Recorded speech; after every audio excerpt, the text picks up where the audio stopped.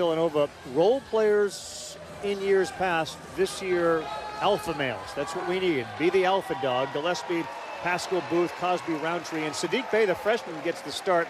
Had usually been Jermaine Samuels, but again, they're trying to figure out who to play, where to play, how to play. All those things. There's a lot of question marks coming into the season, and actually now that they're 2-2, there's more question marks, I believe, right, as they're trying to figure out what buttons to push. As you talk to Jay Wright, where these guys are going to go. It's a very young team. Good news for Villanova. The last handful of November tournaments they've played in, including the Bahamas last year, they've won. So they're back at a November tournament and trying to do the same. They'll start man-to-man coverage and working hard. And the first shot in and out, but a real good, strong effort from Canisius, as they show we're going right at her. Gillespie three ball, that misses. A team very dependent on the three, is now fired two in the first 30 seconds, and they finally get that second one to go. That's Phil Booth. Off an offensive rebound. That's one thing this Nova team is going to do, regardless if they're making shots or playing well in defense. They're going to crash the glass.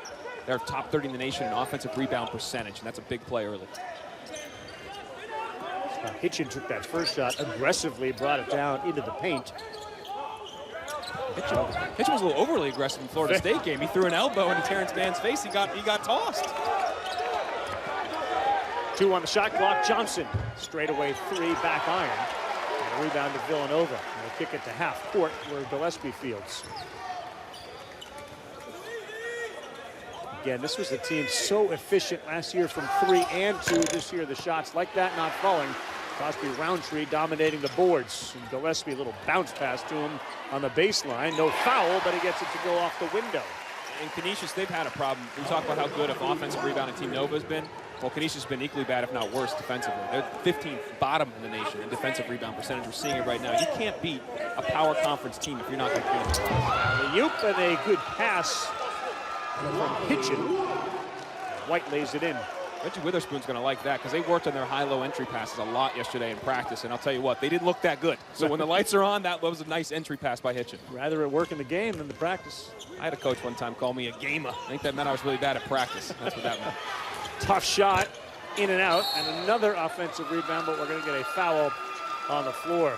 Again, early on, Villanova launching threes, and Reggie Witherspoon, the head coach in Canisius, knew that was going to be something they're going to have to contend with, extend that defense a little bit. Villanova just so dependent on the three. They take so many threes, and that's historically they've been great at it. But this year, again, they're top 20 in the nation in terms of percentage of their shots are being threes. Over 50% of their shots are threes.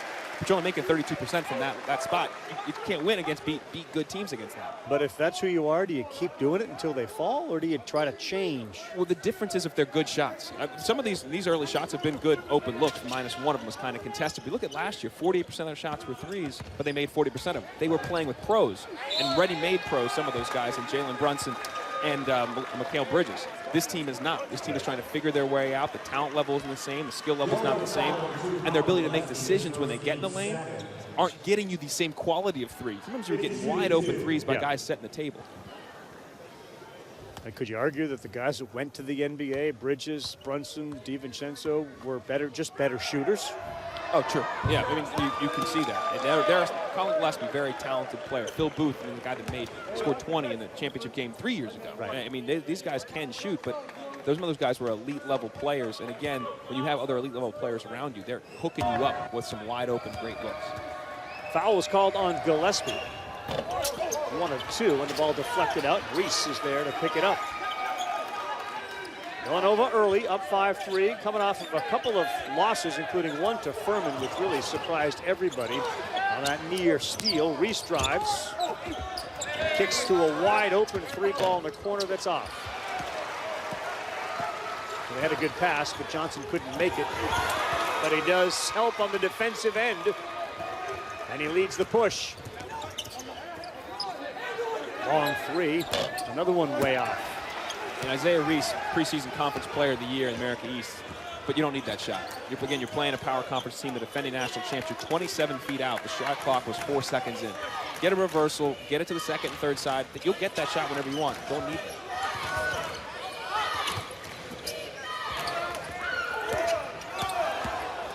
Easy layup and a nice play. Gillespie didn't settle for the three, drew his man to him, and then went right by him. That was a really fundamentally sound play. Not only a shot fake, but then he took his first dribbles in front of Hitchen, took him out of the play, the defender behind him, used his body, and finished at the rim.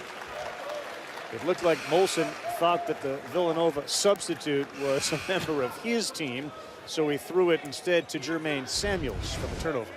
That's unfortunate to say the least on that play, but look at Gillespie. Nice job getting in front of the defender, using his body, and then there was no help defense. And again, this Golden Griffins team, bottom 10 in the nation in terms of effective field goal percentage defense. And that's an amalgamation of how many threes you make with your twos. Let's just say this. Wait a minute, Thanksgiving, you're throwing amalgamation out there. I haven't had a Thanksgiving meal, so my brain's working at top optimal level right now. But this is the issue that, long story short, they allow teams to shoot really, really well against them. A couple of substitutes in for Villanova. Samuels is in, so is Joe Primo, the transfer. And shooting continues to be poor for Canisius here early. Villanova's gotten a handful of offensive rebounds as well, so long shots lead to long rebounds, and they've taken advantage of that, but they're missing a lot of shots. Yeah, that's a good shot. I mean, he's wide open, and they want Samuels to shoot the ball with confidence. He's 0 for 3 now after that miss on the year. But when you're that wide open, you've got to be able to take and make that shot. To your point earlier, that's how they play. And when you're that open, you can't pass that up. Canisius 1 of 6 in the field, so Jabril Faulkner comes in, a 6'8", 200-pound senior out of Washington, D.C. Booth, bad pass, good hustle from Malik Johnson. His second steal, and a reverse block at the rim, and a good one by Samuels.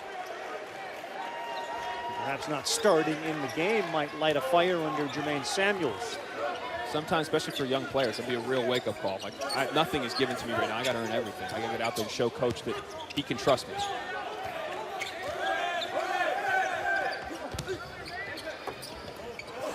Just as I say that, though, Samuels flew by on the help defense and now allowing the entry pass to St. Louis, and Lewis scores. Phil Booth was on him, a guard, fronting him, so your backside defense has to be good, and Samuels just made a poor decision.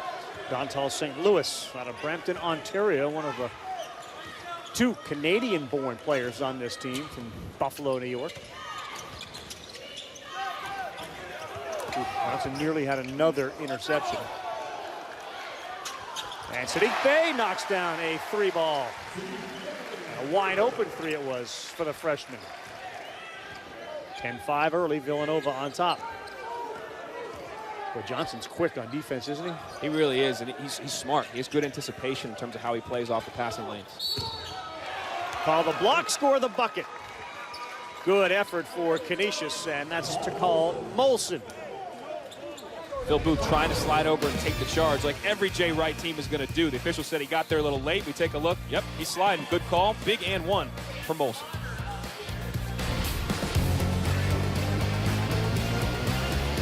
The team actually had a fantastic season last season. Ended up 15-3 in their conference. They tie for the championship. The problem is they lost in the quarterfinals of their conference championship, one bid league, American East. So they go out. They end up playing at the CBI, and Isaiah Reese was a preseason all-league player. He was preseason player of the year.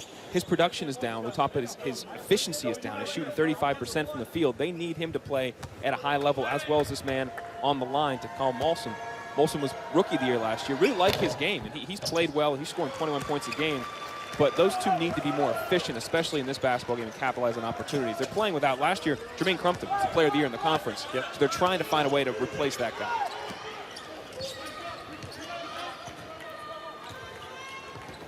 Gillespie and Cremo now in the backcourt for Jay Wright and Villanova. Samuel stays in the game with Pascal and Cosby Roundtree. Another contested 3. That one falls. They have taken 10 shots. 7 of them have been from three-point land. These guys know Cremo well. He played at Albany, grad transfer, and all-league player in the America East as well. Very talented guy. To have a guy come like that into your program for Jay Wright as a senior, to bring a little bit of leadership, a little bit of understanding, and some shot making. Jonathan Sanks is number 10. He's into the game for Canisius. Faulkner stays on the floor. We're going to get an offensive foul there, or is it on the floor?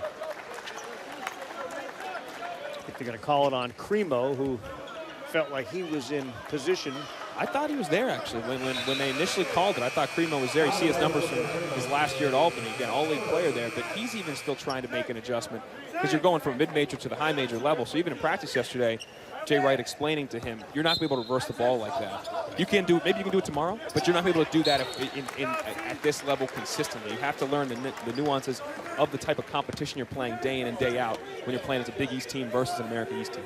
Cole Swider out of Portsmouth, Rhode Island. He comes into the game, a freshman, 6'9", 210-pounder.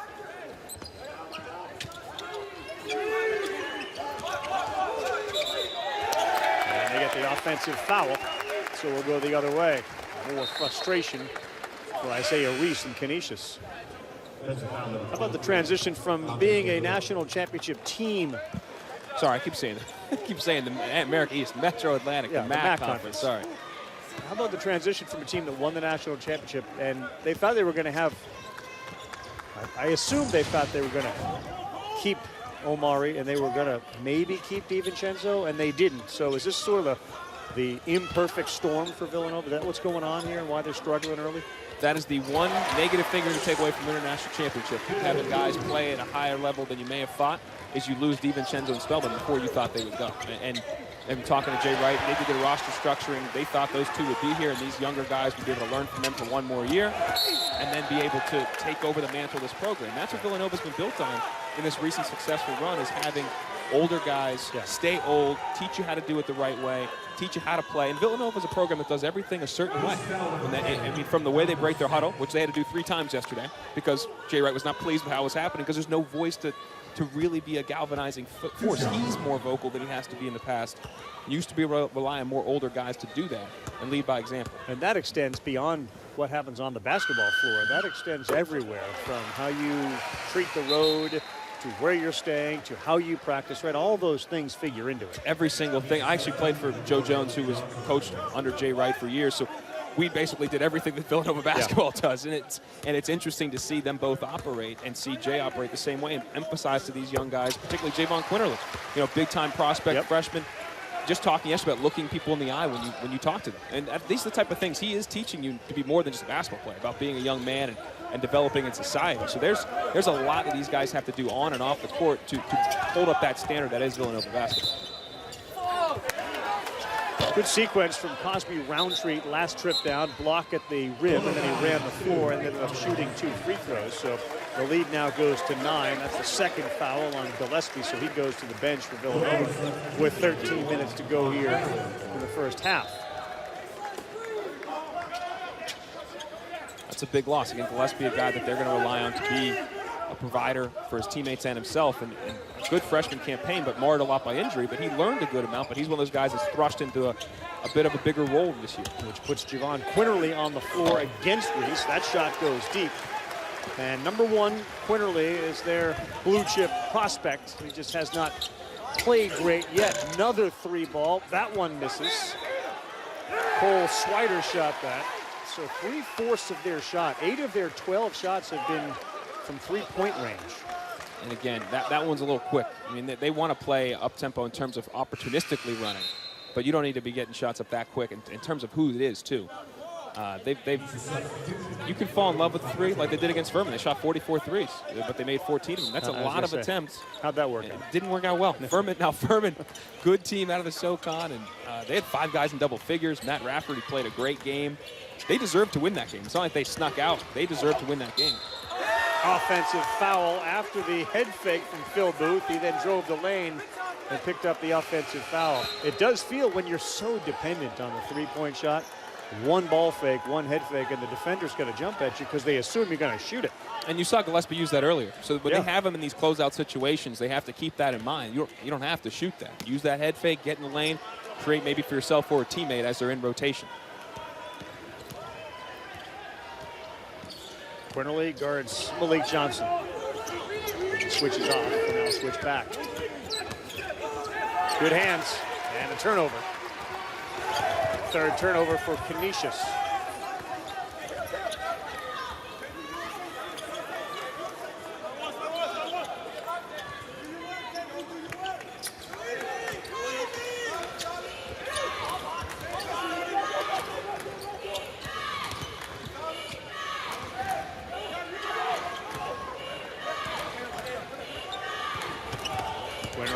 was through, and then a bad pass on the move. Now he's got a chance, but the shot clock expires. And a little more frustration for Jay Wright. For the Wildcats, the defending national champion, their 4th turnover. But with regards to the defending national champion, wasn't those teams, wasn't Kentucky, it was Villanova.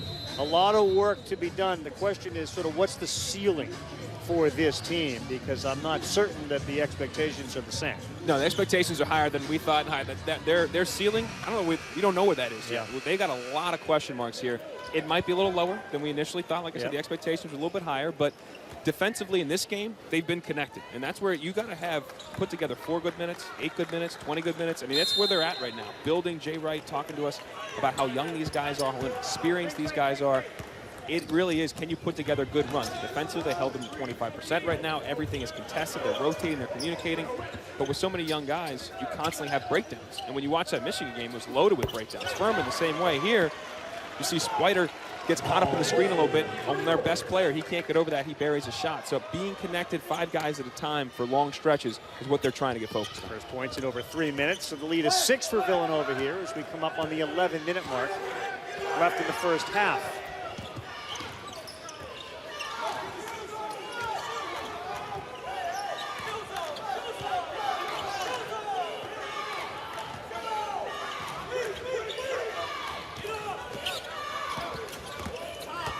Quinterly continues to dribble through traffic, finds Haskell with 3 on the shot clock, and that's way short. Cosby Roundtree got it off. It did hit the rim, stays alive, but down on the floor. Bay falls over his own teammate, and it looks like that's going to be a 5th turnover for Villanova.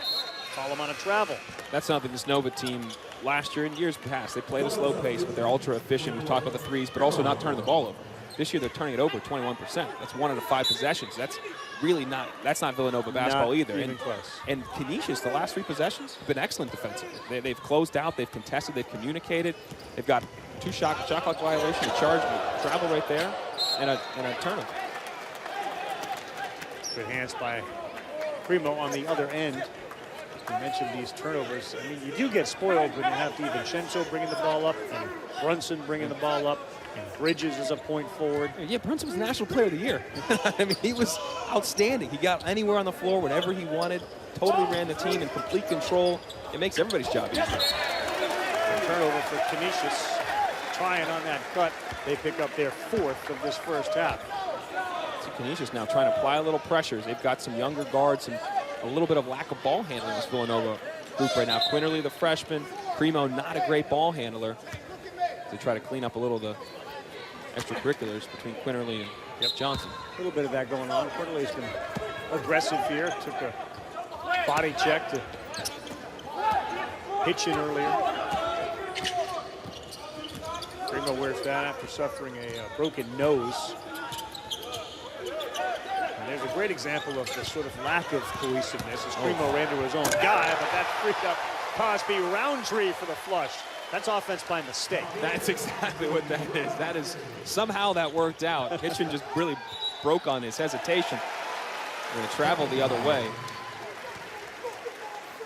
But Roundtree's been really good too. You have 4 offensive rebounds, but we'll take a freebie. Yeah, just Hitchin. I don't know why he's jumping. You should never leave your feet like that as a defender when the guy's dribbling. I'm not sure what he's doing there, but really gifting Crosby Roundtree the opportunity because there was no semblance of what they were doing 25 feet from the basket. I mean, Primo trying to hand it off. The ball was like the Three Stooges routine out there. All of a sudden turned into Mo throwing down a dunk. Mo was the Three Stooges that had the greatest elevation. He was known for his hops. He was great. Curley relied on the ladder a lot. Shemp struggled. But yeah, Mo could get up.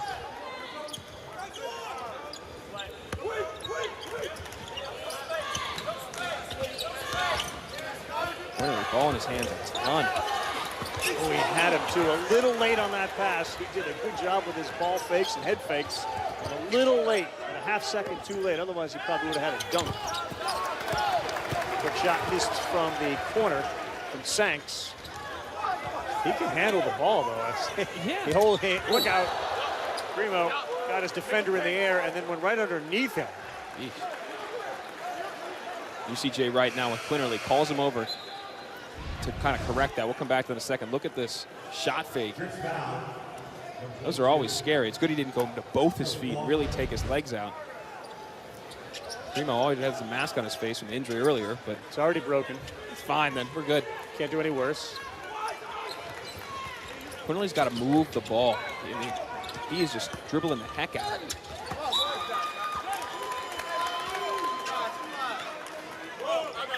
And he's dribbling it, not really going anywhere.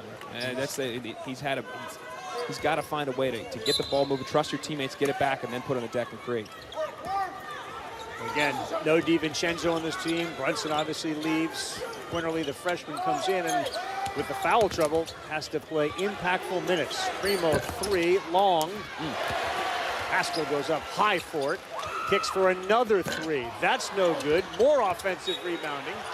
And out of bounds on the baseline is Pascal. Boy, aggressive offensive efforts in front of this fairly large Villanova crowd pleases them. A good contingent came down from Philly from that one. That was good offense by Pascal. Drive it, draw 2, kick to a good shooter in Primo. He didn't make it, stays with it on the offensive glass. 17 shots down for Villanova, 10 of them from three-point land. Good cut, good foul, good bucket. Jabril Faulkner's been aggressive as he picked up that pass and laid it in and got hit. These are the type of breakdowns Jay Wright's talking about. Ball drives, everybody now is looking at the ball. You see 3 different defenders. Pascal, Crosby, Roundtree, 2 help defenders looking straight at the ball, not still understanding where their man is. You've got to help and sink and still find a way to see both and play both. You can't just turn your back to your man. Good cut by Faulkner. And barely a touch by Pascal, who picks up the foul. Canisius hanging around here, down only 5. And foul trouble obviously hurting Villanova here. Phil Booth, the guy you kind of need to rely on to help run your offense and do some different things. Spending some time on the bench. Now Joe Primo is kind of a premier ball handler right now. That's not an ideal scenario. These teams both struggling from three-point land. 3 of 11 for Villanova, 1 of 5 for Canisius. Primo gets the foul on Malik Johnson. Imagine your eyes light up as a defender when you see somebody who's not used to being in that position. He's sort of a third option as far as bringing the ball up. Smell blood in the water, Carl. Smell it in the water. That's what it is. You can sense that guy may not really want that. And Johnson's ultra athletic, quick. He wants to get in you and guard you. Johnson's already has 3 steals in this game. Good on the ball, good off the ball.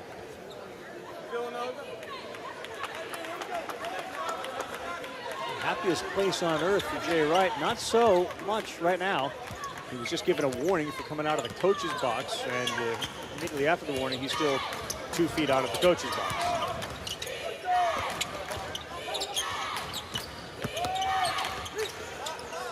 There's a 2-pointer. Good move by Bay. That's Villanova basketball. Drive, jump stop on 2 feet. So few teams do that. Jump stop on 2 feet, finish under control. Same thing. If Molson could have jump stopped on 2 feet right there, shot fake, fly by, layup. Being under control, and Jay Wright and his staff talk about that constantly. Sadiq Bey playing well, and he can't get that one to go, but Cosby Roundtree is there to pick up another offensive rebound. That is their 8th of the game. 8 offensive rebounds. Near steal from Cosby Roundtree.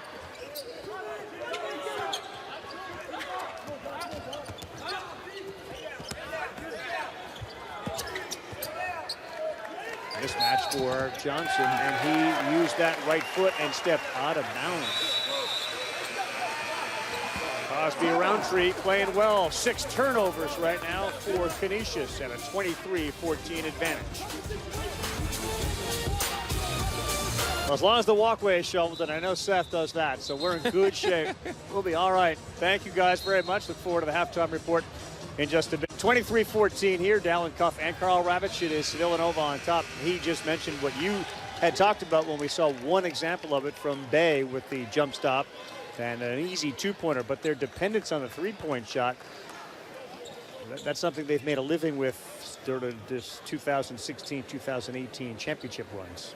For sure. And but a lot of things that the coach was talking about, we've talked about, they did them on a play-in, play-out basis. Be able to get in the lane, jump stop, make the right decision, make the right pass. On the defensive end, help the helper, communicate.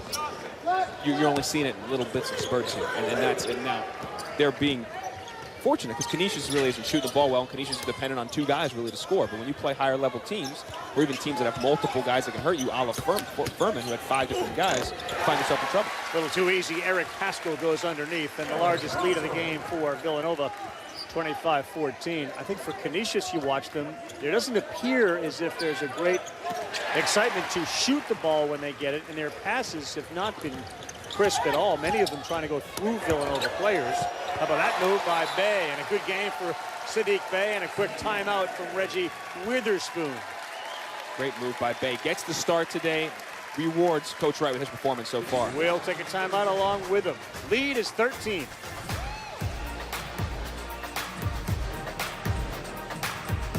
This is not a bed. It's a revolution in sleep. The new Sleep Number 360 smart beds are on sale now during Ultimate Sleep Number Week. It senses your movement and automatically adjusts to keep you both effortlessly comfortable. It can even warm your feet to help you fall asleep faster, so you wake up ready to spin into the holiday season. Don't miss Ultimate Sleep Number Week. It's the last chance to save 50% on the new Sleep Number 360 limited edition smart bed and Cyber Monday. Sleep Number, proven quality sleep. Sadiq Bay and Cosby Roundtree have been the difference so far for Villanova. Bay sits there with 7, and Cosby Roundtree's gone to the bench. He's got 8 points and 6 rebounds. They've out-rebounded him 17-6 so far. They're 8 of 11, by the way, on the 2-point field goals, 3 of 11 on the 3-point field goals. Maybe today, given the size advantage they have, the scales tip towards the 2-pointers? Yeah. Eventually? 2 different ways. One is on the glass. Yeah. Keep crushing on the glass, you're going to keep getting points in the paint. They've done a great job, and Villanova teams do always do that. Again, this team is good at that. But yeah, driving more, looking to score, and not always, again, jump stopping, looking to pivot and maybe create a shot for yourself in the lane. And if you kick it, you don't have to shoot that first 3. Colin Molson had an easy, almost too easy layup. He went up with his left hand and didn't get it to go. Now Quinterly launches a 3, and that finds the bottom of the basket. An 11-0 run. Step up and knock down the shot as they get into there. A little bit of pressure here. If you try to beat that, Reese gets the foul there. He's got to be careful. They don't normally trap out of that, but right before the half court and right after, they will trap you. Take a look at the percentage of shots that Molson and Reese take. 55%. And Reese today doesn't have a point. He's only taken 2. He's 0 for 2. Molson's got 6 points. And they've both taken, they're on par right now. They've taken 50% of their shots. And that's, the problem is that in Reese, when you only have 2 guys that are really being able to affect him right now, it's hard to overcome that with you don't have other guys that really want to step up. And that's what Reggie Witherspoon was telling us too. He's still trying to, again, replacing their all-conference player in Jermaine Crumpton. They won the league last year, 15-3, great record in the MAC. Who else wants to be part of this? Who else wants to take that mantle and come along with Reese and Molson? He's wondering who those guys are, and the guys have not bubbled up, emerged themselves. So this team is a big team in flux, as is Villanova. The difference is you're playing a Big East level team with some big time players, and the MAC team right now is struggling, especially in the physicality of this game, especially on the boards. And for Reggie Witherspoon or Jay Wright or Seth Greenberg, this concept of freshmen and or guys that were role players, when you're deferring to those 2 players or anybody on your team that's used to getting all the shots, how do you get them to be more aggressive? How do you get them to be the alpha dog? That's not what you're used to, but you got to be. We need you to do that. And it's less, I think, about becoming the alpha dog and just stepping into a role to be able and willing to create for yourself and your teammates and want that challenge. That's what Reggie Witherspoon was saying to us. He looks down the bench sometimes, and guys may not be making eye contact, like they may not want to go in. That's concerning. You got to figure that out. You have to find a way to have guys that really are, okay, I want that challenge. And some guys do that, but not enough right now. Tried that spin move, went off of his hands and out of bounds. Again, Quinterly a lot off the dribble right now, and at times, he's capable of doing a lot, but forcing some bad positions. He gets in the spin cycle, out of control a little bit, turnover. And again, Colin Gillespie, Phil Booth, both have 2 fouls. So Quinterly, they're going to rely on him to make some plays. He's just got to be a little bit smarter and sounder. Yep. Good curl. Really good curl, but another miss from Reese. The offensive work, and we're going to go over the top call on Jelani White. So as we're enjoying Feast Week, we of course have some huge college football games. Friday, 2 big matchups on ESPN. Mackenzie Milton, the unbeaten And now number 9, UCF takes on South Florida. That's 4:15 Eastern. Kyler Murray, baseball player and Heisman Trophy candidate, will take on West Virginia. Another huge game on that. You can always watch both live on the ESPN app from anywhere. Sooners in the Big 12 title game. West Virginia still needs to win one to get a shot at joining them. Tough loss for WVU last week at Oklahoma State. Seemed like they had that one. We'll see Oklahoma State's basketball team here just a little bit. Quinterly, another 3, short. Another offensive rebound. And with 4:48, and we're going to get a foul on Reese. Had his hand on him the entire time. Your guy, Anthony Hart. So they're wearing the Penny shoes. Is that what I've been told? Yeah, Memphis staff has Penny's kicks on. That's Tony Matlock on the left there, former assistant at Ole Miss and former point guard. That Memphis team was great that Penny was part of. And then Mike Miller, former first-round draft pick and phenomenal career he's had, and finished with the Grizzlies. Those two guys are wearing the Pennies, I was told before. So we'll be seeing Memphis against Oklahoma State. And I used to love those kicks. I played in those kicks. They like the shoe who they're named after. Were wildly popular. And Penny's trying to bring Memphis basketball back to when he played, and it was Memphis State. Cosby Roundtree, and the dominance inside is evident here for Villanova against Canisius. Reese dying to get one to go down, misses another one, continues to struggle from the floor. Johnson nearly had another pick. Cosby Roundtree, and we'll have a jump ball. And the arrow is pointing Villanova his way. Being a little bit of broken record here, but the offensive boards there are just crushing him. Sets the screen. Cosby Roundtree kind of moving there. Primo able to split, and again, I think an opportunity, jump stop, maybe it'll be more under control, but it's okay when Cosby Roundtree's there to clean it up. But 13 offensive rebounds for Villanova. Cosby Roundtree has 3 of them. Bay's got 4. And now trying to get the ball inbounds. But I've seen Jay Wright about face and walk back to the bench with his head down more today than I think the last 3 years. He said a key word to us today, and it's true, patience. You got to have patience with the young group. And people might say they're up 16. Well, this game is not going to determine their season. These are things that in tight games, in Big East play, they have to get right. You got to be able to inbound the ball, and you have to cut hard every possession. So just trying to, those things have to be done well every time down. Reese tried again. May have got away with a travel. 3 ball from the corner from Johnson. No good. I wonder if Reese, and again, until you walk in his shoes and get inside his head, what impact this player of the year preseason pick, what toll that takes on him. Sometimes you talk to different guys, you talk to coaches, it can get in your head. You can either believe the hype or maybe the pressure's a little too much for you at the time. You're trying to replace the already player of the year from last year, Crumpton. And that guy was on results. This guy's on projection. That's hard. Cosby Roundtree gets called for the push. Jay Wright continues his level of frustration. And he's winning by 16. ESPN's exclusive presentation of college basketball is brought to you by Lowe's. Hurry in today for huge boosts. Exactly, but I think in retrospect he's going to be like, that's probably good for us. These guys are young and they're already they weren't playing like they believe the hype. But at times you need a point to prove, and you need to be like, okay, guys, because you didn't do this way, it did not turn out the way we wanted it to be. Sometimes it's easier to teach from winning game tape sometimes. Right. But when you have those young guys, a loss isn't the worst thing in the world, especially to a Gonzaga team that I think is going to win the championship. But that team's fantastic. That was an awesome game, and that will probably benefit them in the long run. The defense was terrific down the stretch, in spite of the fact that Duke rallied behind all of their freshman studs. They are number 1 in the country right now. A handful of unbeatens there between 2, and then you get to Auburn down there at number 8. We've seen Tennessee at 4-0. Indiana will take on Duke. Indiana seemed on the verge of getting into the top 25 before they fell to Arkansas in that phenomenal effort by Daniel Gafford that we got a chance to witness. Yeah, that was a fun game to call there.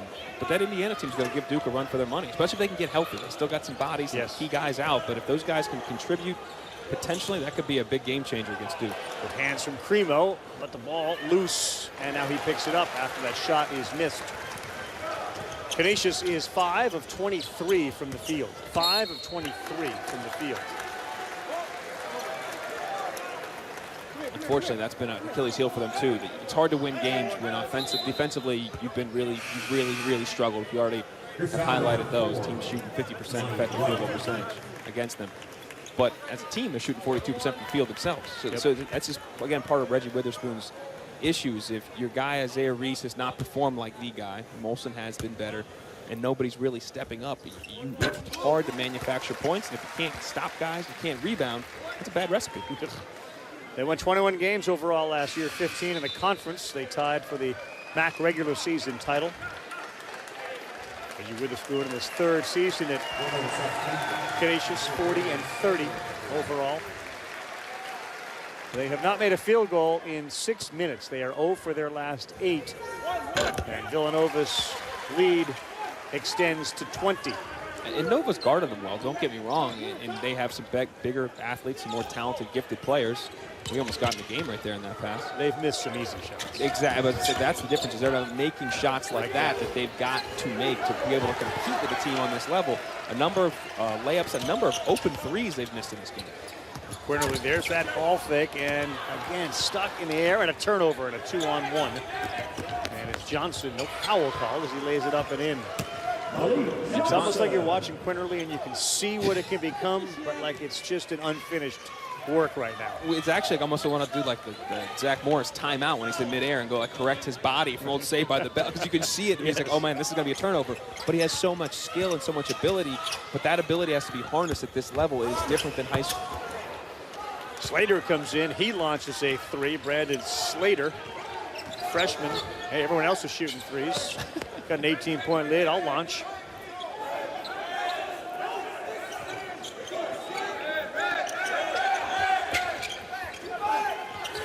Good trap, good help on the weak side. Again, he had a guard on the big. They fronted. The weak side help was good. They came hands high and got the turnover. Another turnover from Primo.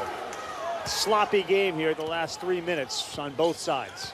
It's funny, those things can become, it's almost like addictive. So you pass it on to somebody else. When you start turning it over, it's contagious is the word I'm looking for.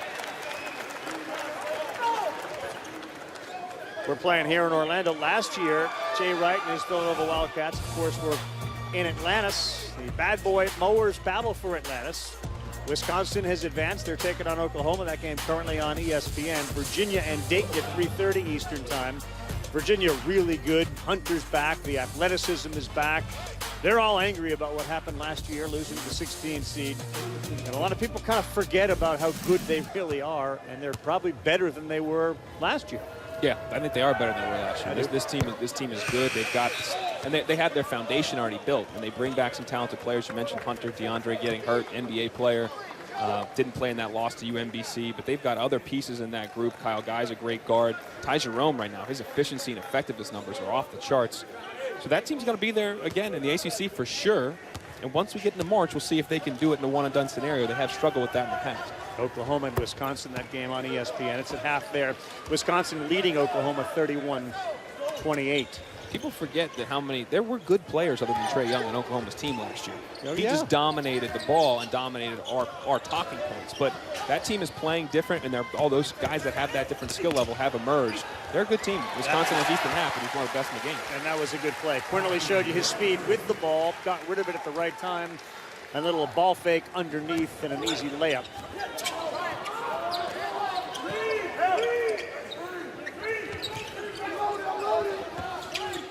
You wonder, too, a lead like this, assuming they are able to keep it and have it grow, that ball is going to count, and a foul on the floor to win a game and to feel better about yourself. Yes. How important that can be. I mean, they just lost to Furman. They're not used to losing to Furman. They are not. With all due respect. Yes, again, Furman, good team, 5 guys in double figures, senior-led. That's a good squad. And they're going to factor in their conference, but they're not supposed to beat Villanova on Villanova's court. And to your point, when you have a young team, you can doubt yourself quickly. And that's the first question I asked Jay. How are they doing morale-wise? The guys are a little shocked, trying to figure it out. Like this, with a young group, this kind of thing can happen. Now we got to play through it. You got to learn through the adversity. So it didn't matter who they were playing today, in all honesty. It was about them. Could they go out there and do what they need to do and get better in different areas, and in that get the result? Well, right now they're doing enough to get the result for sure, and that'll help them, to your point, with their confidence. Jay's got a nice contract, makes a lot of money, but when you lose some of the guys you've lost, you really got to coach. You're doing a little bit more than you've done the last couple of years, and I'm not saying he hasn't coached. Obviously, they have a system, but you're doing a little bit more this year. Absolutely right. More vocal. It's more your voice and less of the other guys that know how to do it and how to do it well.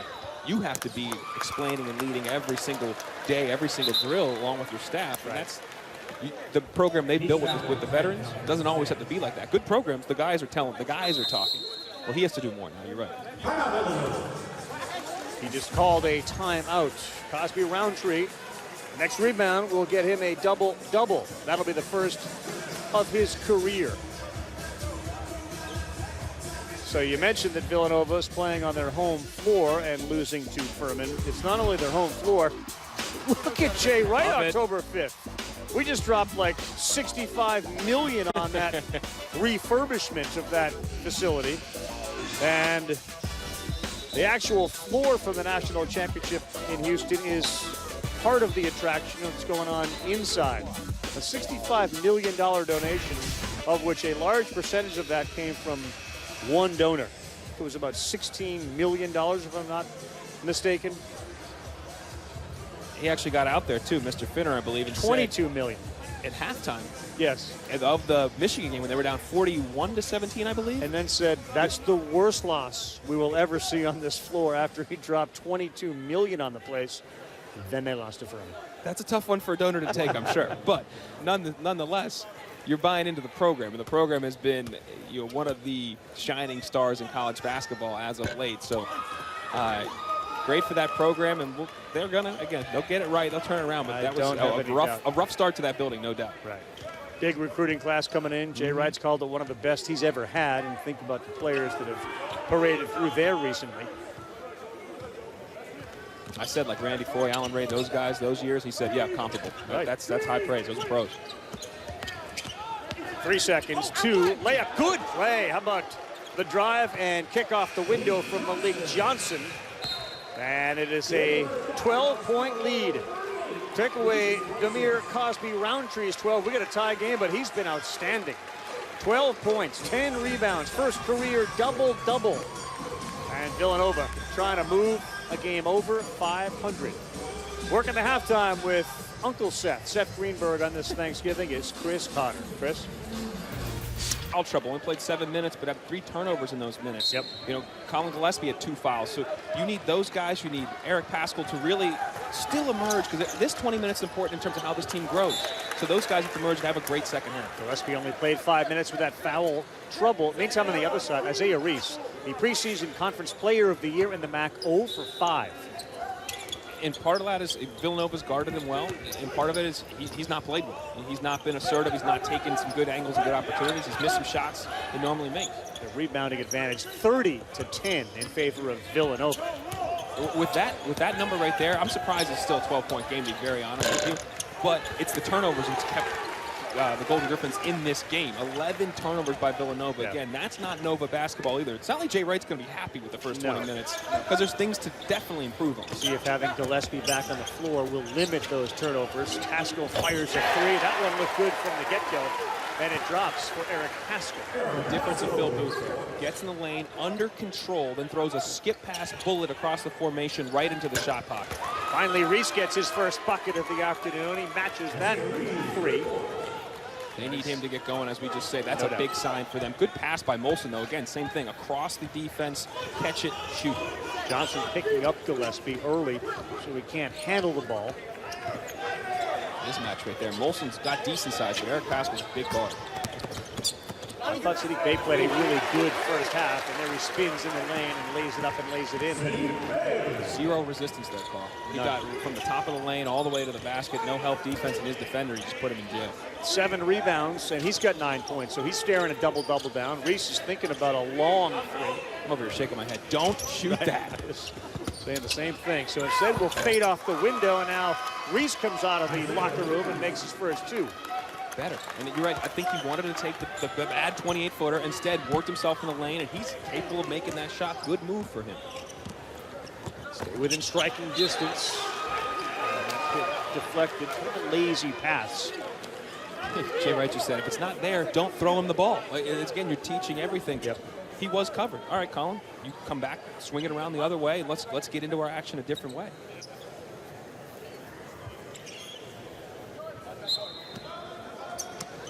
Right, Witherspoon. Jay, since 01 has been the coach at Villanova. Didn't feel that long. It really does. 01. Great years at Hofstra before. Great finish there by Booth. Contested shot from Booth. And it was a career at Hofstra, and then right to Villanova. And he likes to say, we're not the Blue Bloods. We're kind of get lumped in with the Dukes and the Kentuckys and the Carolinas and those schools. You know, they don't generally recruit the same guys. Look out, Reese has buried his first 3, and he goes from no points to 7 points. Now, this is going to be a challenge for Nova. You're Phil Booth on him. There's your senior. He's going to have to lock in right now because he's come out here and been confident and stroked it. 2 threes, hits that shot right there. You got to take him out of it, make him feel a little bit uncomfortable because right now he's feeling the groove coming out of the locker room. He had a couple of free throws in the first half, so 10 points overall, but his first field goals of the game have been made here in the second half. Like Johnson was staying and staying and staying, and they kept forcing, did Phil Booth, and finally picked up the foul. This is what we're talking about with jump stop.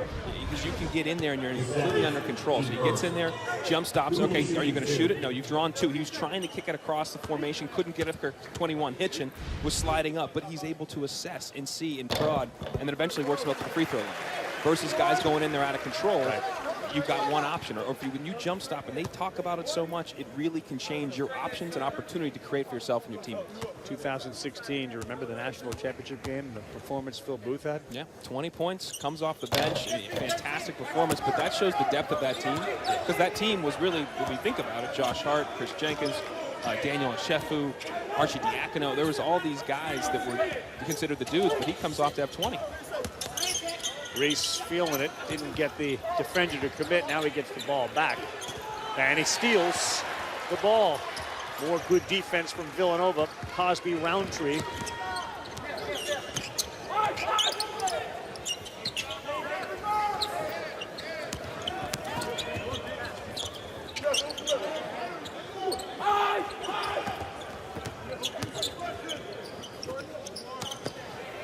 Quick pass from Gillespie.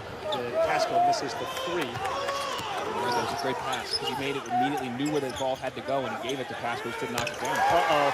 Reese talks to himself on the way back. On fire here in the second half, and they are now within 9. What a difference a half makes. Baby Isaiah, huh?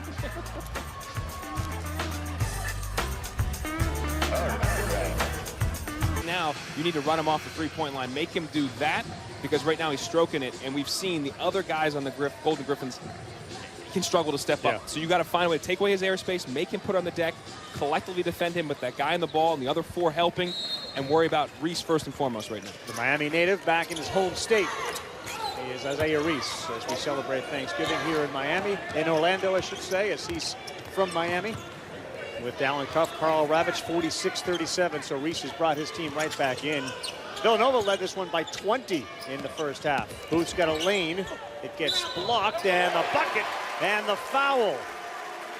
Hitchin came over a little late and picks up the foul. Yep, Hitchin's got to realize what's going on the weak side, on the strong side of the floor. So bad ball screen defense. You can't do that. Hitchin's late to help, and again, broken record, but he jump stops, sees what Hitchin's going to do. You're able to split the defense and finish. When you look at the younger guards, whether it be Javon Quinterly or even Joe Cremo, older guard, but playing at a higher level for the first time, those guys weren't doing that in the first half. They've got to watch him, just like Booth watched Jalen Brunson for years, make a living off a jump stop. Free throw is missed. They gave that foul to Reese. That's his second. Witherspoon and company still hanging around here. Villanova and Canisius at the Advocare Invitational. Thousands, and they're watching the game, so hello and happy Thanksgiving to everybody back there. How about the 2-point field goal versus the 3-point field goal shooting for Villanova? This has been an issue all year for them. Not the twos. They haven't shot it that well from 2 either, but they're dominating the glass here. It's helping them, and they're making better decisions in the second half when you get in the lane. But the 3 points have been Achilles' heel for this team as they look for the high-low lob pass. Oh, that's a goaltend. That ball may have gone down, but Hitchin went up with the ball still in the cylinder to try to flush it. They worked on this again a lot yesterday in practice, and we saw it work when the first time out here in this game. The last 2, not so much. That pass was a little bit off. The pass before was way off, and the turnover they had in the first half where they're kind of looking for that high pick, and then high-low action, excuse me, to come off quick.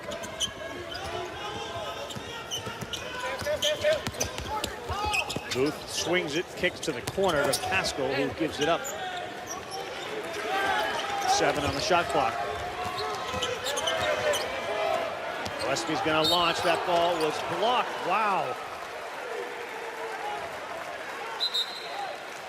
That call looked like it was made on the block. It did. That's shocking.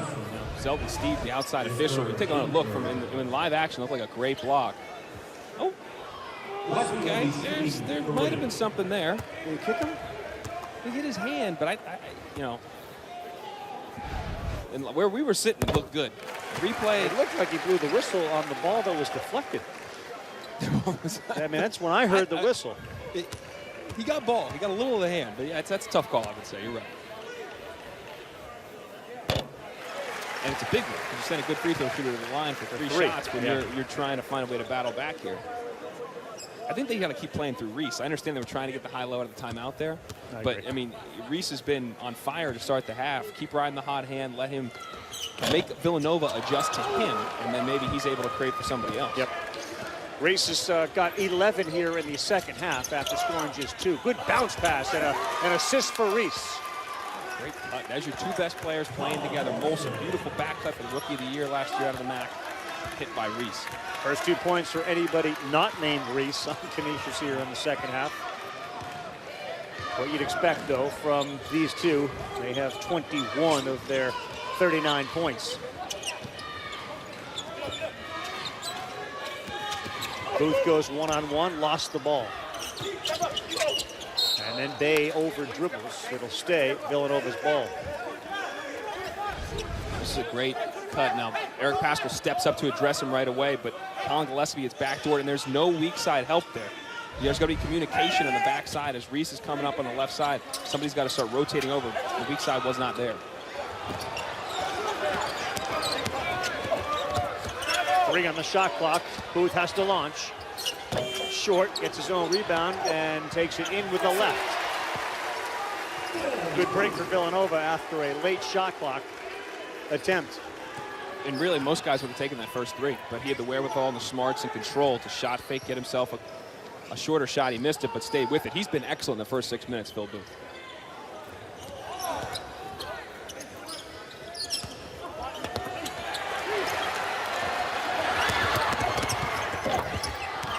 Cosby Roundtree, another offensive bucket and a basket.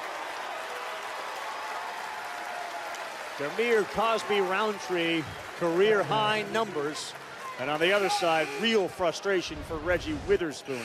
Yeah, turnover leading to a breakout here. Good hustle by Johnson and White to try to make it tough. Arguably, they could have called that goaltending if his arm hit the rim. They did not. And Roundtree, Cosby went to clean it up. 14 points, 11 rebounds, Cosby Roundtree.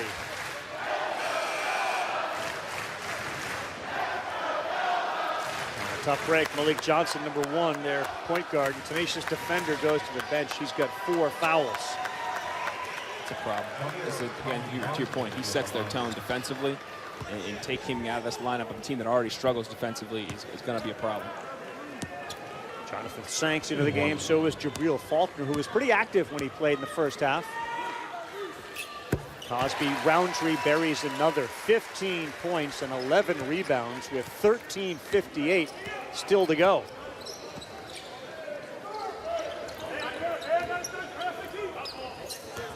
Primo draws Reese on the defensive end, and here's Reese with the ball. Tough shot. And off. That's the thing, too. When Reese is shooting, you can focus on him. No one else other than Molson has really shown the ability to score. Very true. Right now, Reese is looking solely focused at the rim, and I want him to continue to be aggressive, but at times you realize you're going to draw a lot. If you can kick, but to your point, you're the guys that want to make shots. Right. It can't just be Molson. Offensive foul. Good job by Hitchin that time. Stood his ground, took a shoulder to the chest, and fell back and drew the offensive foul. 3rd on Pascal.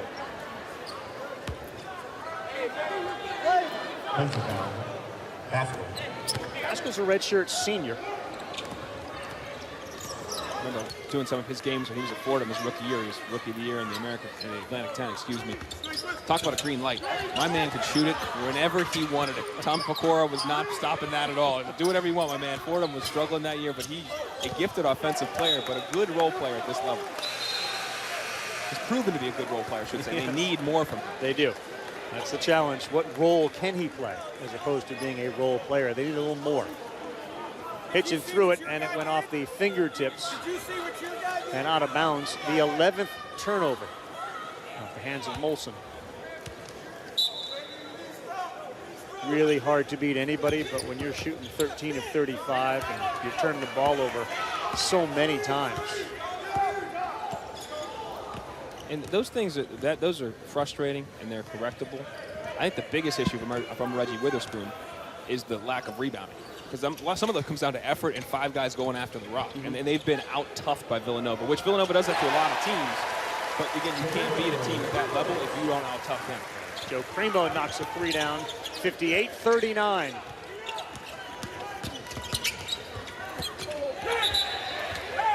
Call a kick on Sadiq Bey, who started this game in place of Saunders, and he's gotten some good minutes, and there, the ball off his foot. Reggie wants to talk it over. His team's 1-2 and in danger of losing another one. Down big.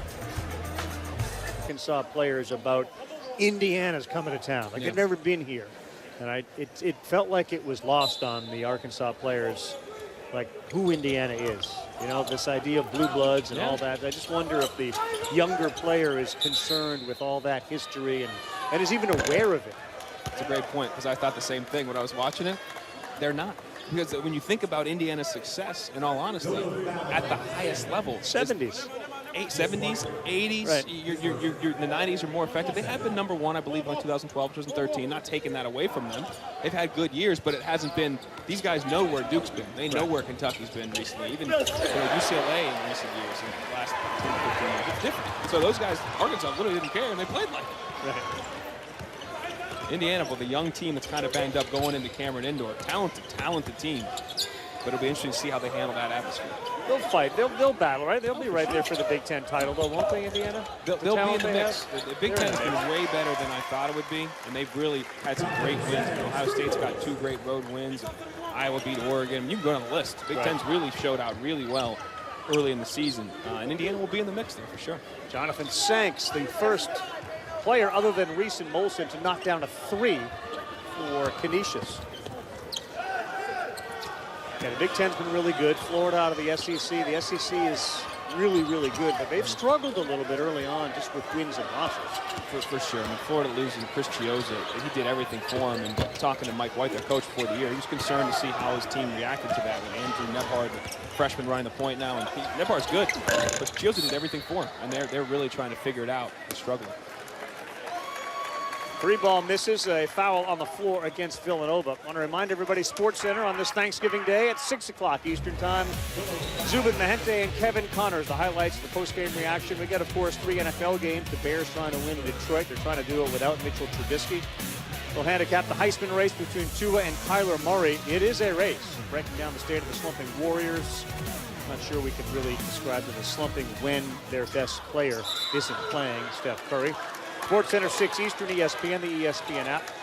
Apparently Chase Daniel has thrown a couple of touchdowns. The offensive coordinator and Chase Daniel have a long history, and there's a good comfort level there. So Chase Daniel having a good game. Are you worried about the Warriors? I'm not worried about the Warriors. Now that team, that locker room stuff is a little irreparable. How Draymond went after Kevin Durant, but they're so talented. That's not getting in the way of them long term. Steph getting healthy is more important. Does Draymond Green finish the year with the Warriors? Yes. I think that team finishes intact. Durant at the end of the year leaves. We'll see what happens with Clay, and that's one of the greatest teams we're going to see. Like, just disassembling a little bit, but they're not going to come apart at the seams. I just think they're too talented. I'm surprised you said Kyler Murray and Tua's a race. It's a race. Tua's not. He just seems to be the best player.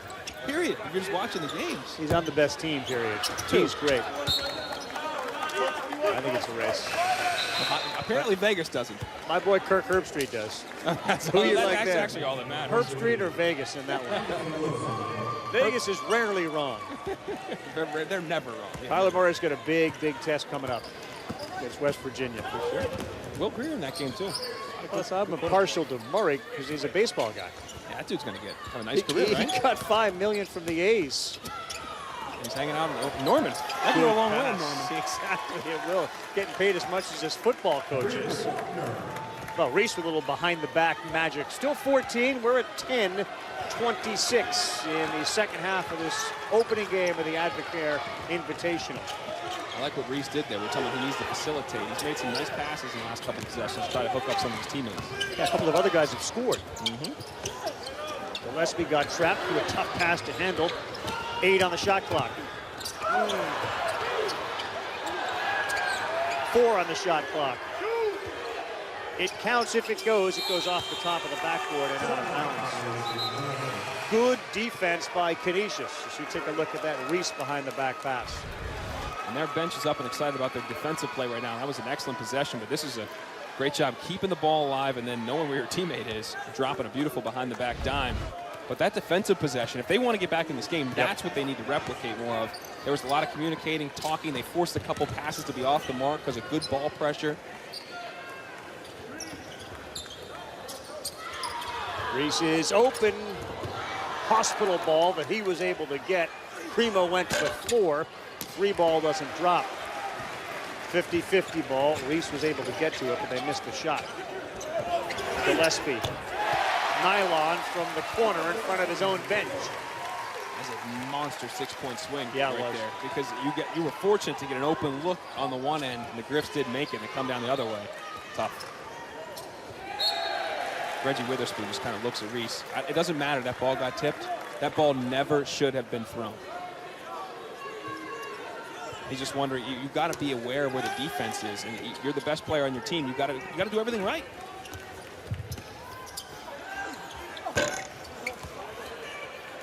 It's almost like Faulkner predetermined, I'm going to shoot this. You know, right before that inbounds play, Witherspoon said something to Faulkner. Now, I don't think he said, get it and shoot it. But he said something to him which maybe led to that decision. Because, yeah, you're right. It did feel that way. Yeah, Faulkner not known for his three-point prowess. This is going up. This is going up. But that's what Reggie has told us. He's struggling to get guys to emerge. At times, you may need to flat-out push the button. Like, I'm going to draw this play. You're going to be open. Right. You need to shoot it. I've seen coaches do that before where it's like, we're going to get you. You're going to get open here. You're going to have to shoot that ball because I know you can make it. Now, that's more of a long-term play, getting that kid to believe it, because right now, not the best situation. Right. Uh-oh, who's wearing those kicks? Ooh. Penny Hardaway's in the house. And certainly fans of Memphis and Orlando know that guy. He looks like a hoop right now. He's got the beats on. He's got his way. Kicks. I used to love playing in his kicks. They're ready to roll. Mike Miller. How about the coaching staff? Mike Miller, Tony Matlock, played with Penny back in the day at Memphis. Sam Mitchell, who was a NBA Coach of the Year earlier 10, 12 years ago. Given some of the recruiting news we've heard recently, you get the sense that Memphis is certainly on the rise. Yeah, they're going to be in a good situation. James Wiseman, the #1 overall recruit, committed to them. They've got a highly rated recruiting class by ESPN. And they got good freshmen now. I mean, this Penny's going to have it going. Good move by Reese, but the shot too long. We got Memphis and Oklahoma State next. Primo went to the floor to get it. So do 2 other Wildcats in front of their bench. That'll earn the little hand from Jay Wright. And that's Villanova hoops right there, too. Guys jumped off the bench. Phil Booth's not in the game. Jumped off the bench to pick up his teammate. That's what they believe in, and you do it every day. Guys dive on the floor. That's when you play, and then you go help your teammates pick them up.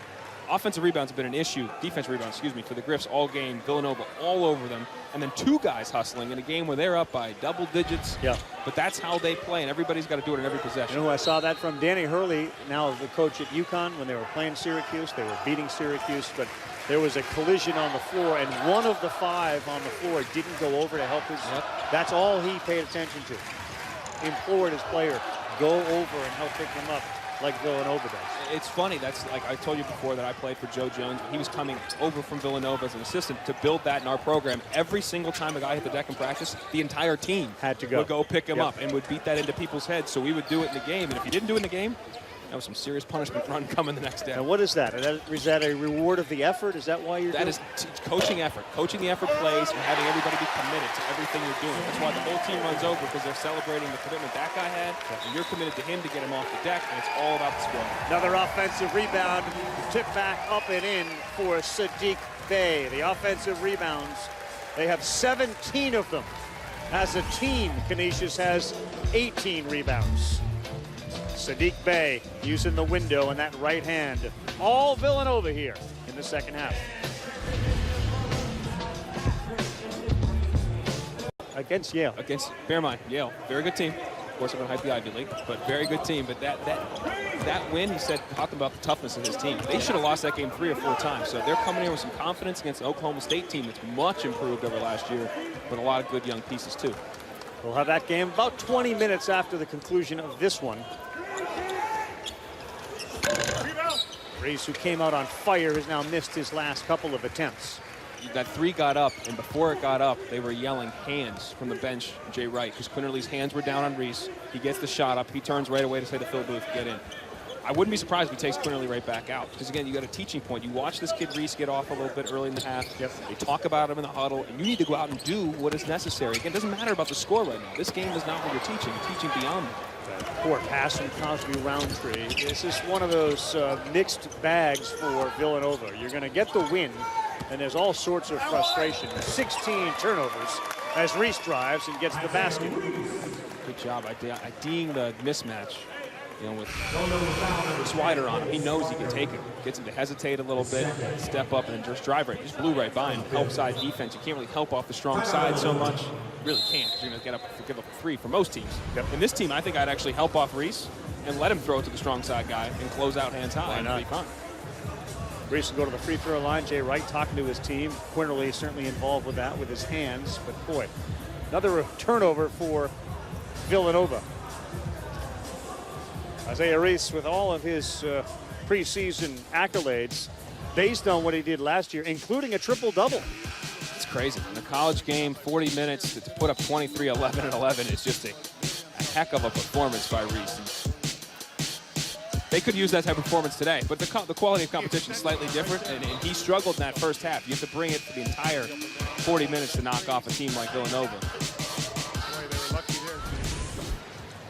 Isaiah Reese averaging 33 minutes a game, shooting about 35%, 28% from three-point land. Today, those numbers down a little bit.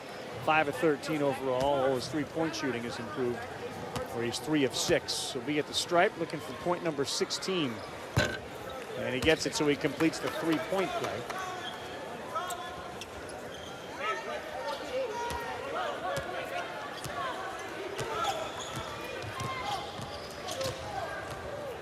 Westby may have gotten away with a little push off of Reese. Pascal wide open 3, short. And Reese with the rebound.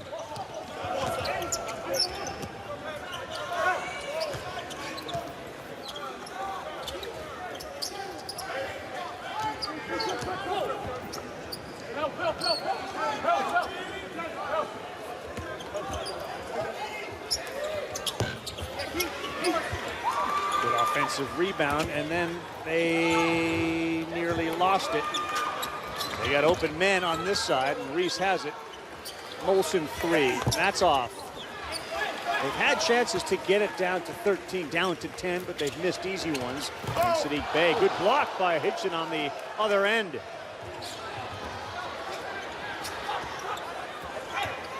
Reese, he was wide open.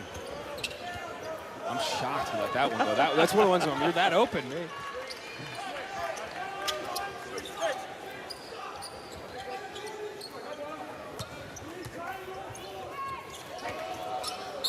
I think we had the same reaction. Hitchin had no back cut.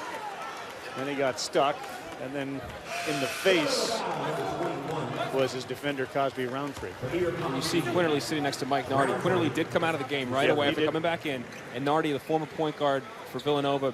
He had a great career playing with other great players in the late 2000s, mid 2000s. Sitting down right away, start talking to him about what he needs to do, how it's got to be different. That's the type of stuff that he needs to take to heart, and really listen to what Nardi's telling him. He's been there, he's had success at a high level, he's done it for this program. You now have to take what he's saying and implement that yourself on the floor. Sure. Reese's point total climbs to 19 after another 3, his 4th of the game. And it's a 13-point cushion for Villanova.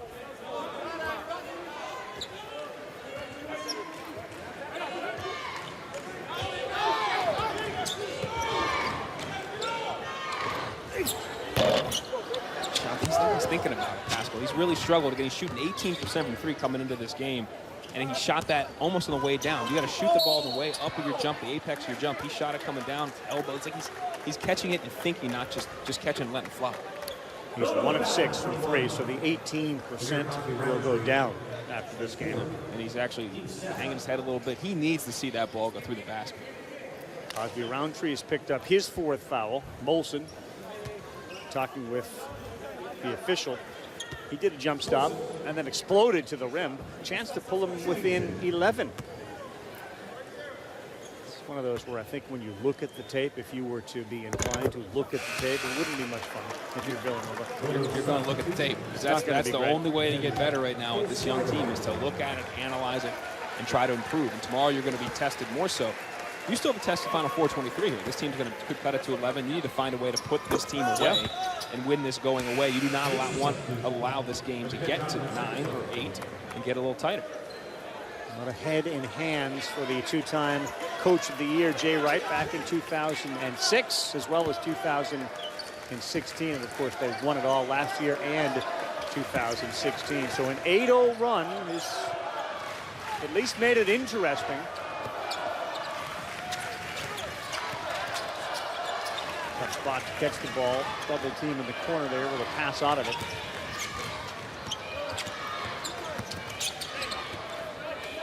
Wide open. And a good pass and a good look. And Swider got available at the top of the key to bury a 3, and that's a big one. Nice job by Joe Cremo. Gets in the lane, gets there under control, pivots, kicks it back out. Swider wide open as he replaced at the top of the key. Reese doing his Curly Neal impression, although it was unintended. And now he gets into it down there on the floor with Cremo. That escalated a little quickly as he helps him up. And Cremo was saying he was yanking his mask, and that may be something the officials will go to the monitor to look at as we take a timeout. Cremo is not happy. Isaiah Reese and the official both seem to be digging at the face mask, as you can take a look at it here. Watch Cremo 24 with that mask go down. And then Reese, once the ball gets taken away, uses that left hand there and is at least at the very least grabbing at his head, and he appears to have also deflected that face mask.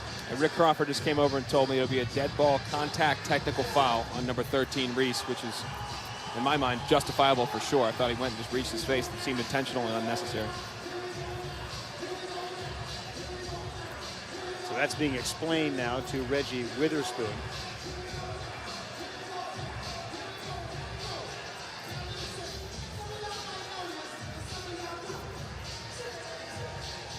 Always teaching moments for guys too. I was going to say, there's the challenge for Isaiah is going to be this, in the word of the day with Jay Wright and him, patience.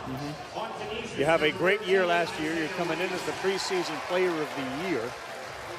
Your team is going to fall to 1-3. Well, they didn't start great last year.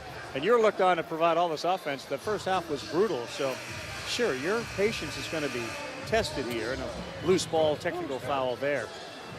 Tested, you got to learn from it. You can't let your emotions get too much, too big at you. I mean, it's hard to do. Easier said than done, sure. I'm saying it from sitting in the seat, comfortably not involved in the fray. It is hard to do, no doubt. But it's something that he's going to be aware of, and something he's going to learn, too, as he goes through the season. He's at the top of everybody's scouting report. Yeah. So that those first halves, they're focused on you, brother. They're coming after you. You had Jermaine Crumpton last year, who ended up being player of the year in the MAC, and you had other older players around. Now, he had a great season, But top of the scouting report now is a different animal. That we need to stop this guy first is hard.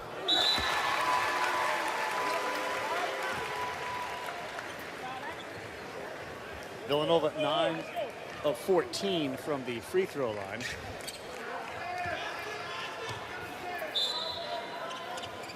Primo stays in the game and inbounds for Nova.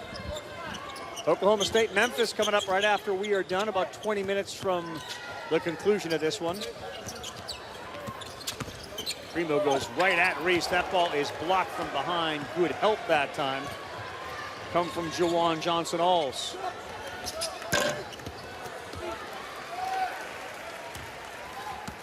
Similarly, Primo can't get too worked up. I know he wanted to go at Reese right there, but the help came. You can kick it out. Remember the couple possessions before, he got in the lane, kicked it out, Swider wide open three.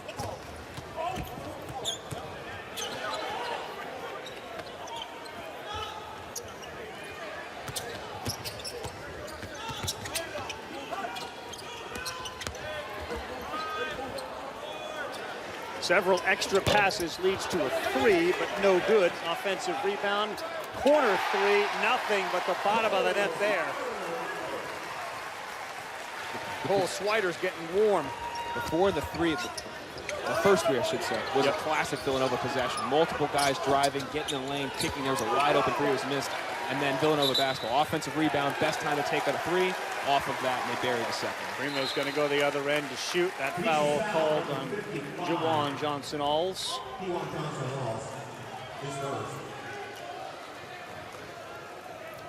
Amir Cosby Roundtree is today's player of the game. It's brought to you by Advocare. Career highs, first double-double, 15 and 13. A great job by him to come out when they weren't shooting the ball well or playing well offensively in the first half, and just gave them life by crushing the offensive glass, getting second chance points, doing it on the defensive end as well. Just a good all-around game from him, giving you energy on both sides of the ball. 2.5 here, 71-52. Could go to 20. Looking ahead to that next game, what should we expect? Memphis is going to press. They want to play a game that is helter-skelter. They want to get you up and down. They can score quickly. They've got good young guards, and Tyler Harris and Alex Lomax. And the challenge for Mike Boynton's team, Oklahoma State, is he told me you can't get. I've heard this from a number of people. Don't go shot for shot. Maybe I've heard that more at a bar than I have it on a basketball court. But don't try to run up and down with them. You want to be able to play with pace and try to exploit the press. But if you don't have anything, you don't need to take a quick shot. And that's the problem when you play Memphis. You can fall into that trap, and when you play at their pace, you're in trouble. Good advice, though. Don't go shot for shot. Right. And really, really good advice. Doesn't end well. Quinterly comes back in after spending some time on the bench. They coached him up, and unfortunately for him, right away, he travels with the basketball. A fundamental mistake, too. Catch, you need to look first. He caught and ran and looked, and he saw a guy and shuffled his feet. Catch, look, and then go. Inside the field house, Memphis, using the hallway to get loose. These are the type of games you love being in the next game because you knew it wasn't going to overtime. You know it's going to end. I used to hate being the next team waiting, and that game's tight because it goes to OT. Now you're back in the locker room. You're back in the hallway again. All you want is a ball. Right. You just stick it on the floor. Let's get this thing going. It's hard to sit there. You know what that's like? That's like going down to the tunnel underneath Dodger Stadium in anticipation of a World Series game ending, and then it lasting 18 innings. Timing was slightly off. That's kind of what it was like. Yeah, I understand the overtime and the extra innings. How important assistant coaches, as we look at Matlock and Mike Miller, how important are assistant coaches? They're huge, and I think Penny does a great job of using those assistants. When you were watching practice yesterday, talking to guys and then constantly saying, what do you think? What do you think? And you have some head coaches that have a bit of an ego about it and either want to run the show or don't engage their assistants as much. I thought he did a great job of bringing them in, as you see a highlight dunk to end this thing. Reggie Witherspoon going to keep coaching to the end, and I respect that. I understand Jay Wright was looking at that inbounds play, which bounced their way, and he's like, when that ball is inbound, he's like, what are we doing? What are we doing? They're pressing. We're not cutting to the ball. We just threw it up in the air, and then you threw it up in the air again, and it worked out that time. That was intentional. The other one was just a little bit of a prayer that kind of just worked out. Like that pass. Yeah. And Reggie Witherspoon's back. Really? How does that happen? How does your point guard end up with the ball with an odd man break? And both coaches keep on coaching. What are we doing here on our inbounds play? We still have to execute at a certain level. Speaking of Anthony Hardaway, I did hear a long interview with him. Marty Smith did it, and they were just talking about becoming a coach in Memphis and the percentage of time that a coach actually coaches.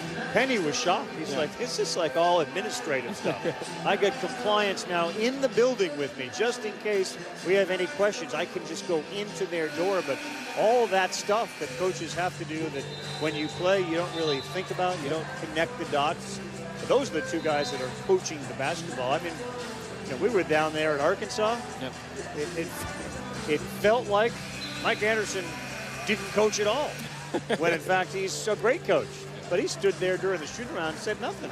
Yeah, Mike Anderson will delegate quite a bit, and he sets his vision and lets his guys do it. And like I said, every coach has different styles and how they operate, and I thought it was interesting too with Penny in terms of that same notion of, especially when you have not been in the college coaching ranks before. Right. It's shocking how much stuff you need to do off the court, whether talking to alums, dealing with compliance, dealing with this issue or this court and this athletic academic advisor saying there's a million different things going on. So it's good to have Tony Matlock come in there, who's done it a lot, knows how things work at the collegiate level. And you're right, having the compliance group in there I'm sure was huge, because you got a lot to do before you even hit the floor, and especially when you don't come from that world. Johnson got trapped in the corner, and they cannot control the ball. He had no option but to throw it back and hope his teammate would come up with it. Under 2 to go, 20-point lead, largest of the game for Villanova. Booth gets the bump, fades, and comes up way short. And Jay Wright saying to him, pass the ball, man. They're wide open. Phil's played a great second half. I mean, a great second half. He's gotten the lane. He's been under control. He has passed the ball a bit, but again, let's do everything right. You got into the lane. You drew the guys. You had a tough shot. Kick it out. Yep. Wide open three. There was a little coaching going on the bench there as Jermaine Samuels is going to get set to come back in. Cosby Roundtree had his arm around him, trying to talk to him, tell him some things. Brandon Slater is going to come into the game before Samuels does, and Haskell goes to the bench. There was a little coaching going on the bench there as Jermaine Samuels is going to get set to come back in. Cosby Roundtree had his arm around him, trying to talk to him, tell him some things. Brandon Slater is going to come into the game before Samuels does, and Haskell goes to the bench and gets a round of applause from the Villanova crowd here. He's got to keep his head up. He's got to understand we're going to win this. Villanova crowd here. He's got to keep his head up. He's got to understand we're going to win this game. Again, I didn't play my best, but I'm going to have another opportunity tomorrow against a tougher opponent, and I got here.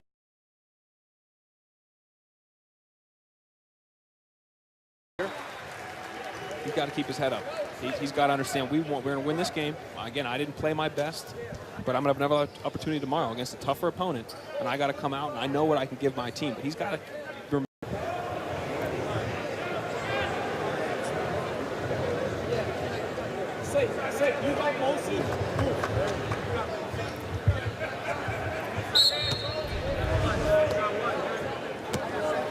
This is Cosby Roundtree explaining to Samuels some of the things that he's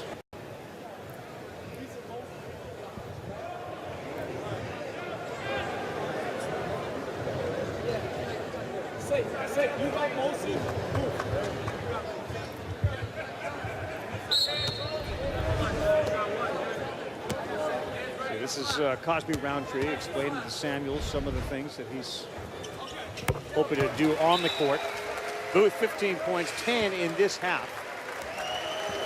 A lot of times it's telling guys what you saw on the court, what's going on, so they know what they should be seeing. A lot of times they're not seeing the same thing. They're not understanding the same things. You're telling them what to expect, what you saw, what happened, and hopefully they see and can execute at the same level. Three ball misses. Gillespie goes and gets it, and you just saw two on the sideline. Both Cremo and Cosby Roundtree up coaching, helping Jay Wright.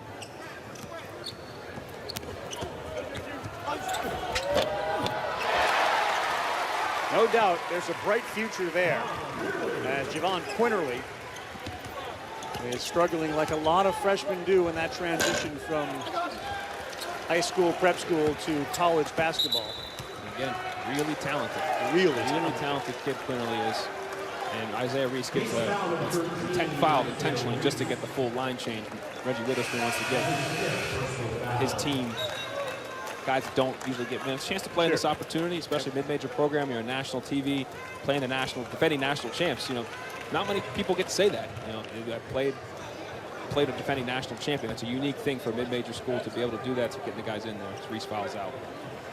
Reese leaves the game with 17 in the second half, 19 overall. He ended up shooting 6 of 17 from the floor, but the Golden Griffins are going to drop to 1 of 3 on the season. Nova back into positive territory at 3-2, and of course the winner will get the winner of our next game, Memphis and Oklahoma State.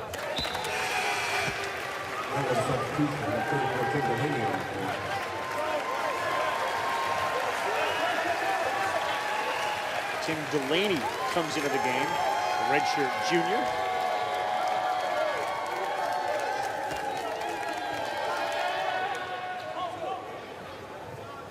Did you guys go on Thanksgiving, holiday, November tournament trips? Yeah, I hadn't had Thanksgiving off to Oakland College like most guys. Went and played in a tournament at George Washington one year, and Cal one year. Bounced around. I heard Seth in the studio talk about the adjustment. You're not used to being away on Thanksgiving. That first time is tough. My favorite holiday, man. I was bummed. I remember taking our bus down to the GW tournament and had Thanksgiving dinner the night before. And apparently it wasn't there was no dessert supposed to be ordered. A guy will remain nameless on my Columbia team that ordered some ice cream, and let's just say Coach Armand Hill was not too pleased with the how many years ago additional order. 15 years ago. You can sell them out. It's okay. Alan McCory offered. He ordered some ice cream, and then when it came, and he said, "Who ordered the ice cream?" AMAC did not cop to that. It was quite an interesting experience that first time. You're like, wait, you're not Thanksgiving? It is true. You always want to win if you're playing right before Thanksgiving or over Thanksgiving or right around the Christmas and holidays. Life's just a lot better after a W. Gotta have ice cream on Thanksgiving. Apple pie guy, peach bowl, what are you? I think we needed it to keep it as clean as possible. We were so bad, we needed every bit we could to try to beat somebody. That year, that was a special team right there. The 02-03 Columbia Lions. Carl, look it up one day. Look it up. In between games, I'll get all the numbers. There may be a book written about that team one day. It was that impressive. Cole Swider, by the way, buried another 3. 11 points in the game for Cole Swider for Villanova. And the last 18 on the clock will tick off. Don't forget Oklahoma State and Memphis coming up next. Battle for Atlantis continues over on ESPN as well. That is going to be a fast-paced game in Memphis. Looking forward to it. Game. But this game was what Villanova needed in terms of result, but a lot of things to get better at. We'll see them tomorrow if they can make improvements in the semifinal round. Once again, Villanova unranked for the first time since 2013. Last year, their offensive efficiency was one of the main reasons they went on to win the national championship.